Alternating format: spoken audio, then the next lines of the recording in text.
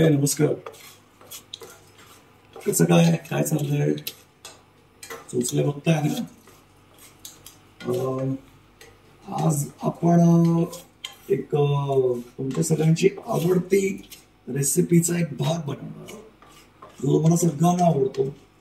त्या रेसिपीचं नाव आहे पिझ्झा. पण तुम्हाला माहिती आहे का, पिझ्झामध्ये चीज बरोबर एक सगळ्यात महत्वाचा इन्ग्रेडियंट असतो, तो असतो पिझ्झाचा सॉस. जितका पिझ्झाचा सॉस दमदार तितका पिझ्झा दमदार. म्हणजे तुम्ही ब्रँडची नावं घ्यायची झाली तर तुम्ही डॉमिनोजचा पिझ्झा खाल्ला असेल, तुम्ही पिझ्झा हटचा खाल्ला असेल, ओव्हन हटचा खाल्ला असेल, पण पिझेरिया, जॅज बाय द वे एकदम जुना ब्रँड आहे पिझ्झामधला, मरीन ड्राईव्हचं दुकान होतं त्यांचं, सॉरी रेस्टॉरंट होतं त्यांचं. तर आता इन्ग्रेडियंट तुम्ही बघत असाल तर याच्यामध्ये मी एक 7-8 काळी मिरी, जिरं, अर्धा चमचा बडीशोप, 3 हिरव्या मिरच्या आणि एक छोटीशी दालचिनी इतकं टाकून भाजून घेतलेलं आहे. तेल वगैरे टाकायचं नाही. ते भाजून घेतल्यानंतर मी आता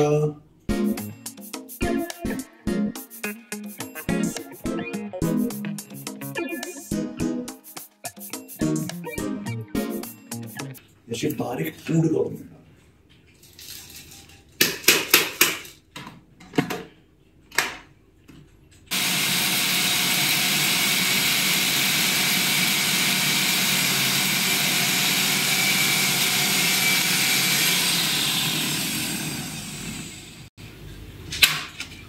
अगदी 100% वाटलं नाही गेलं तरी चालेल, कारण याच्यामध्ये आपण बाकीचे इन्ग्रेडियंट्स टाकणार आहोत. तर मागाशी तुम्ही पाहिलं असेल की मी 3 टमॅटो उकडायला ठेवलेले. तर टमॅटो त्याची सालं निघालेली आहेत. हे बघ, हे टमॅटो घ्यायचे आणि सालं याच्यामध्ये टाकून द्यायचे.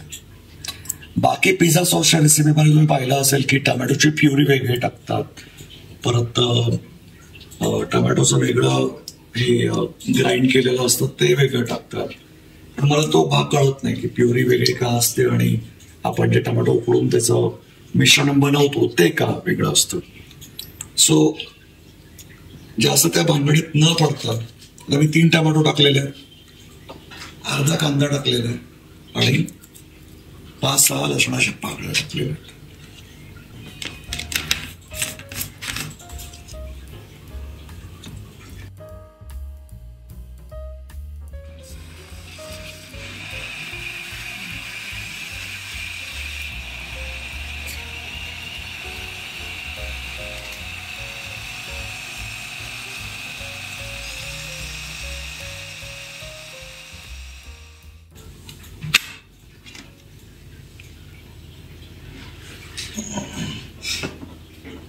तर आता तुम्ही म्हणत असाल की टमॅटोची प्युरी किंवा टमॅटोचा पिझ्झा सॉस लाल का नाही झालं.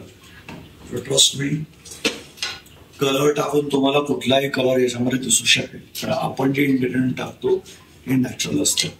तर आता आपण हे सॉस आता थोडंसं आटवून घ्यायचं, पण आटवून घेताना तर 1-2 ट्रिक्स करायचे. किंचितसं तेल टाकायचं आणि एक मोठा चमचा मस्त बटर टाकायचं. बटर एक छान चालेल.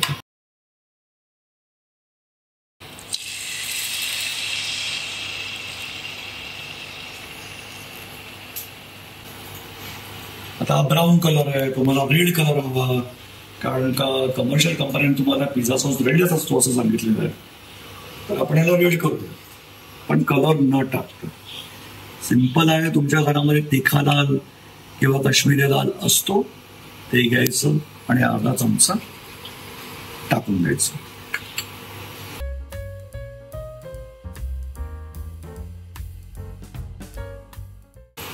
आला कलर. आता जसं हे आटत जाईल तसा याचा कलर आणखीन डार्क होईल. मी अजून याच्यामध्ये मीठ टाकलेलं नाहीये, कारण का पाणी आटतं तसं मीठ वाढत जातं. त्यामुळे मी शेवटी मीठ टाकावं. एक ट्रिक आहे, नाहीतर नवशिक्यांचं मीठ जास्त होतं किंवा कमी होतं, तर तसं नाही व्हायला पाहिजे. सो ही ट्रिक आहे की जेव्हा जेव्हा तुम्ही मीठ टाकाल तेव्हा सगळ्यात शेवटी टाका, जेणेकरून तुम्हाला बरोबर अंदाज येतो की मीठ किती जायला हवं. आता याला छान तेल सुटेपर्यंत शिजू द्या. तुम्हाला जर आणखी लाल कलर पाहिजे असेल तर आणखी थोडीशी काश्मीरी मिरची टाका, अजून डार्क कलर येईल. पण नॅचरल कलर मध्येच घरी जेवण जेवावं. उगाच हा कलर तो कलर नाही टाकायचा. दिसायला फार छान दिसतो पण तब्येतीला इट्स नॉट गुड. हा, so be healthy, it healthy. त्याच्या पिझ्झा सॉस मध्ये ट्रिक असते. भारतीय लोक तिखट तिखट तिखट खातात, पण पिझ्झा सॉस मध्ये सगळ्यात महत्वाची असते ती साखर. 3 टमॅटो मी घेतलेले आहेत, तर सर्वसाधारण एक चमचा किंवा अर्धा चमचा साखर याच्यामध्ये टाकायची. तर याने चव आहे ना तुम्हाला छानपैकी एनहान्स होत आहे. आणि अशी आंबट गोड तिखट अशी 2-3 चवी तुम्हाला लागतात.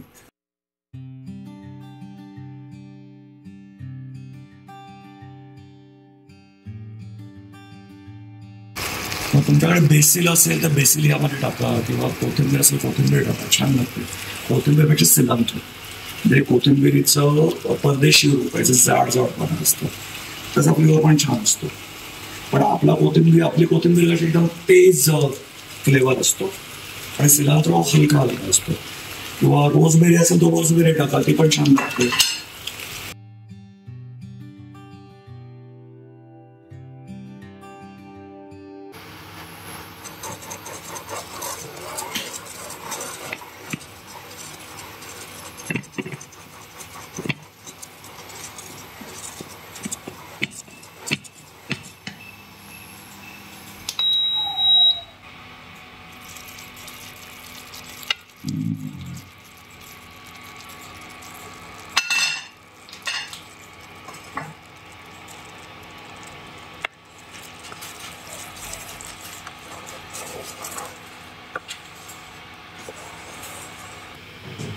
पिझ्झा सॉस तयार झालेला आहे विदाउट कलरचा. त्याला आपण छानपैकी स्टोरेज करून ठेवणार आहोत.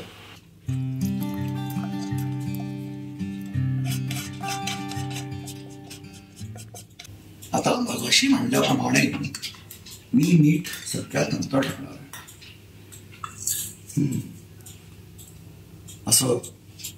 असं नाही, हे आपलं पिंक सॉल्ट, दगडी मीठ.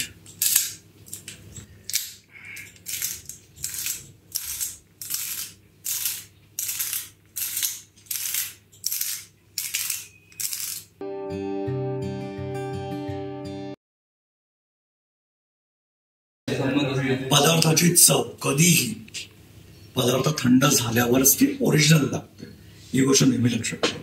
गरम पदार्थ तुम्ही जिभेला जर टेकवला तर तुम्हाला चव लागणार नाही, कारण का त्या पदार्थाच्या वाफेने तुमच्या जिभेचे जे बर्ड्स असतात, टेस्ट बर्ड्स असतात, ते काही क्षणापुरते सुन्न पडतात. त्यामुळे तुम्हाला ओरिजिनल चव नाही लागणार. सो ऑलवेज पदार्थ थंड करा आणि मगच त्याची चव येतात, तुम्हाला त्याची ओरिजिनल चव कळते.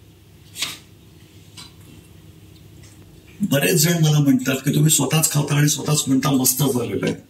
तुम्ही करा, तुम्ही खावा आणि मग मला सांगा कसं झालेलं आहे. Okay, so be fair about it. नाहीतर 2-4 कमेंट बसल्या होत्या मध्यंतरी, मी नाव घेत नाही. तुम्ही म्हणता मस्त झालं आणि तुम्हीच खाता आणि आम्हाला कसं कळणार मस्त झालंय ते?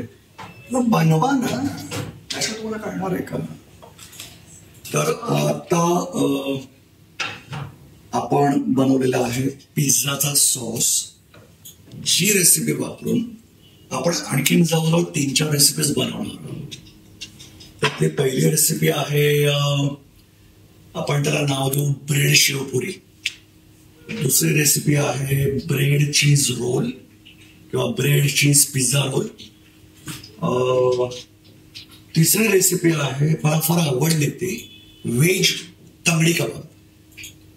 It's ultimate recipe, veg tangdi kabab. आणि चौथी रेसिपी एक पिझ्झा सारखं सँडविच होतं. या चारीमध्ये आपला हा जो सॉस आहे तो आपण वापरायचा आहे. तर चटपट याचे इंग्रेडियंट्स लिहून घ्या. फार सिंपल रेसिपी आणि एकदम जुगाडू रेसिपी आहे. म्हणजे मी अगदीच तुम्हाला प्रॉमिस करत नाही की तुमचा पिझ्झा डॉमिनोज सारखा जबरदस्त वगैरे होईल, पण खरंच चांगला होईल, ट्रस्ट मी. 3 टमॅटो, अर्धा कांदा, 5-6 लसणाच्या पाकळ्या, त्यानंतर एक 7-8 काळी मिरी किंवा व्हाईट मिरी दोन्ही चालेल, 3 मिरच्या, अर्धा चमचा बडीशेप, अर्धा चमचा जिरे, एक 1.5 इंच त्याला काय म्हणतात दालचिनी, मला नाव वगैरे काही आठवत नाही, 1.5 इंच दालचिनी आणि लाल मिरची पूड, काश्मीरी लाल आणि तिखा लाल मिक्स असलेली, म्हणजे तिखटपणा आणि लालपणा दोन्ही आलं पाहिजे. तर सगळ्यात पहिला जे मसाले मी तुम्हाला दिसत आहेत पॅन मध्ये, ते पॅन मध्ये पूर्ण बिन तेलाचे स्वते करून घ्या.